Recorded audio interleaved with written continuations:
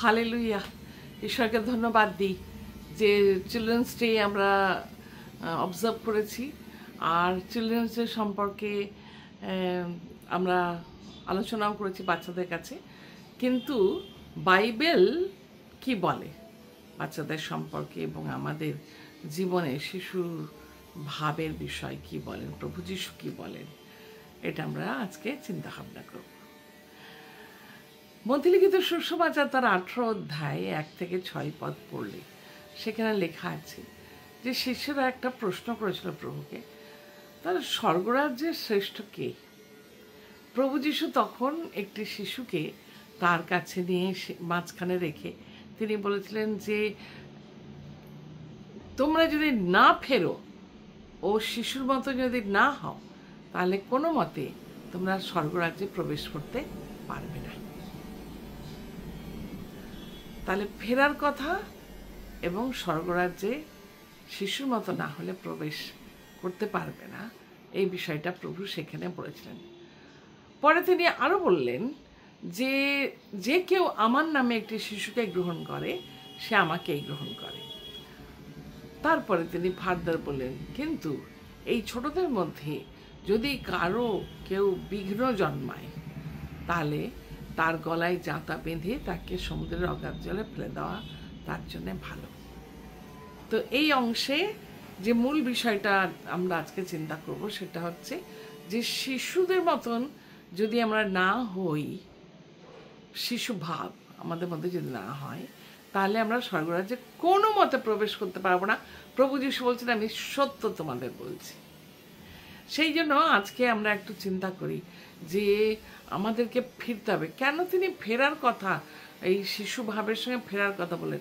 কারণ জেনারেলি আমরা মনে করি যে আমরা বড় হয়েছি, আমাদের বুদ্ধি জ্ঞান হয়েছে, আর এবারে আমরা আর শিশুদের মতন নই, অতএব আমরা আমাদের মতন চলবো। কিন্তু প্রভু বলছেন স্বর্গরাজ্যের একটা ক্যাটাগরি হচ্ছে যে তোমাকে শিশুর মতন হতে হবে, এই জন্য তুমি মন ফিরাও।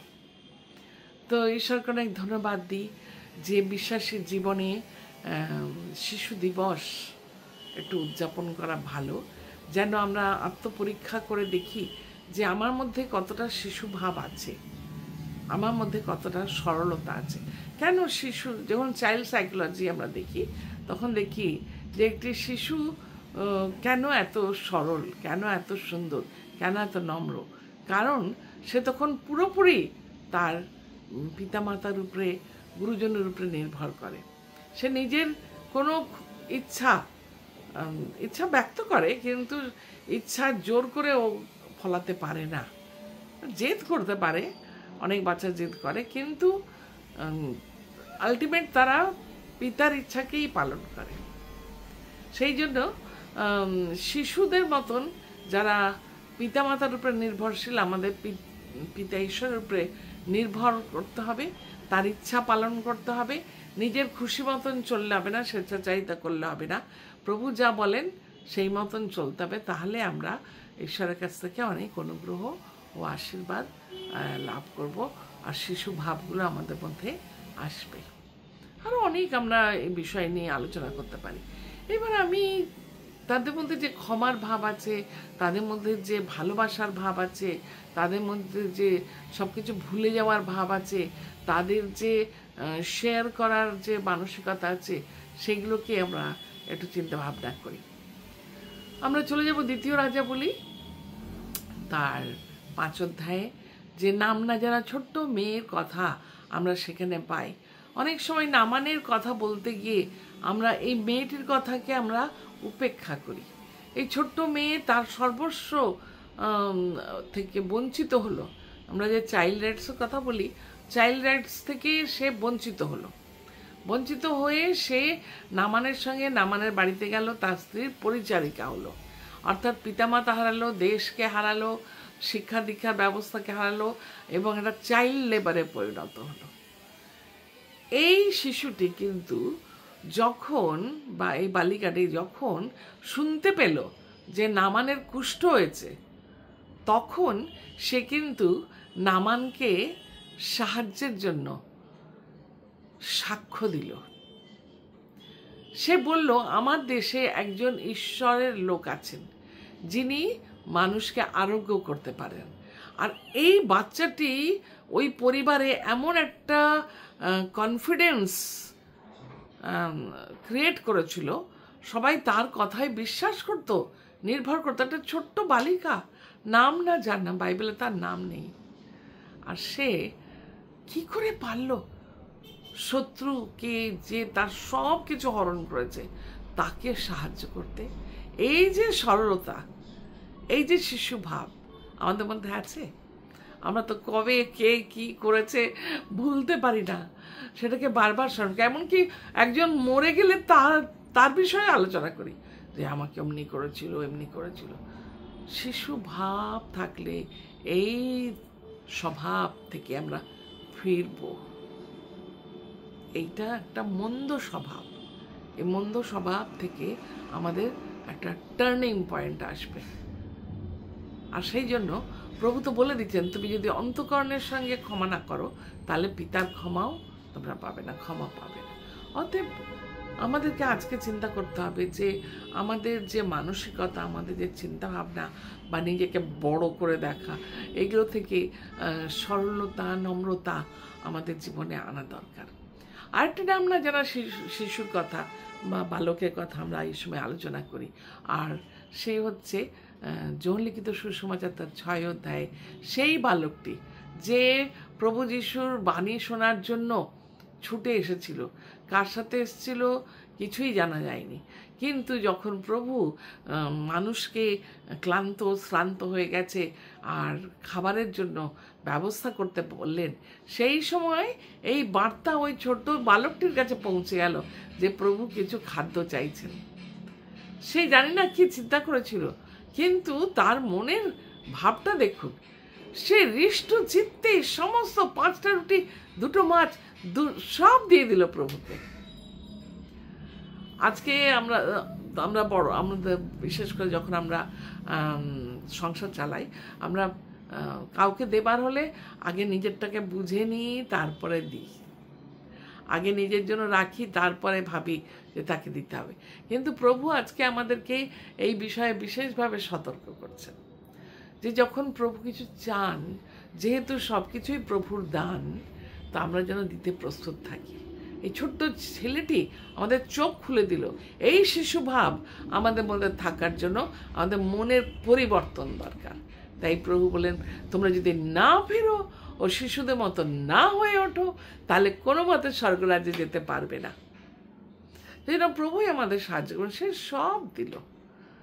এবং প্রভু সেই হয়তো আমাদের দৃষ্টিতে সামান্য, তার সর্বস্ব সে যখন দিল, প্রভু সেটাকে কত লোককে খাওয়ানোর জন্য ব্যবহার করলেন।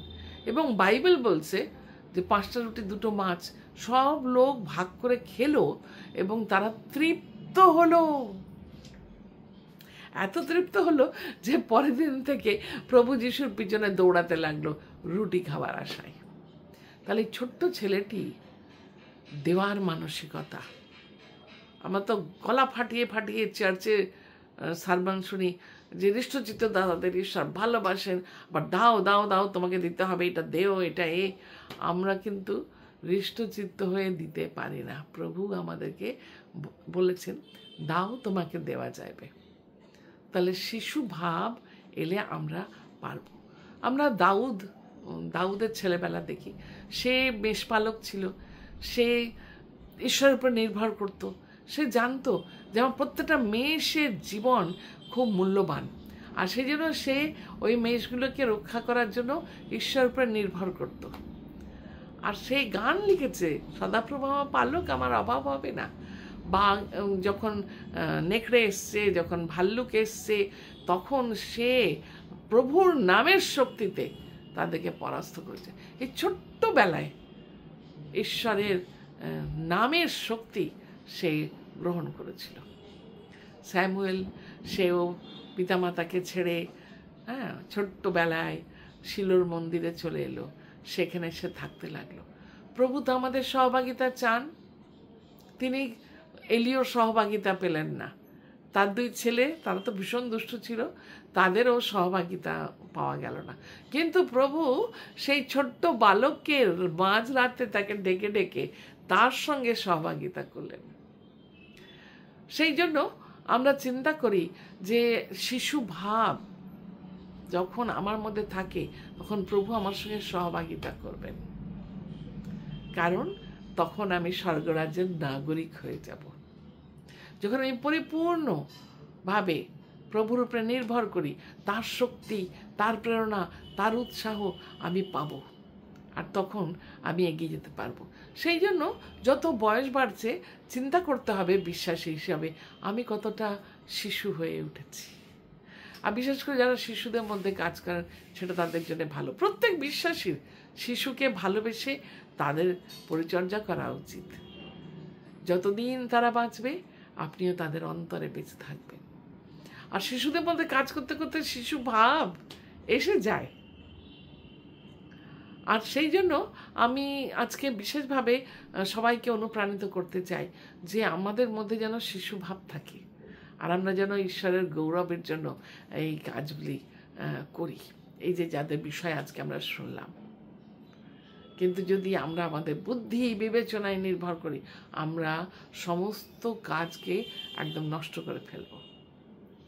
তাই আসুন আজকে সমর্পিত হই প্রভুর চরণে, আর প্রভুর কাছে এই প্রার্থনাই করি যে প্রভু তুমি আমার মধ্যে শিশু ভাব দাও, আমার মধ্যে যে আমার বুদ্ধি, আমার জ্ঞান, আমার নানা বিষয়ে গর্ব, আমার চিন্তা, এই যে জিনিসগুলো, এগুলোকে যেন আমি ওর থেকে টার্ন ব্যাক করি, আর শিশু হবার জন্য, শিশুর মতো হবার জন্য প্রভুর চরণে সমর্পিত হয়। সে আমাদের প্রত্যেককে আশীর্বাদ করুন, যেন আমাদের জীবন দিয়ে তার গৌরব মহিমা প্রকাশিত হয়। হালেলুয়া।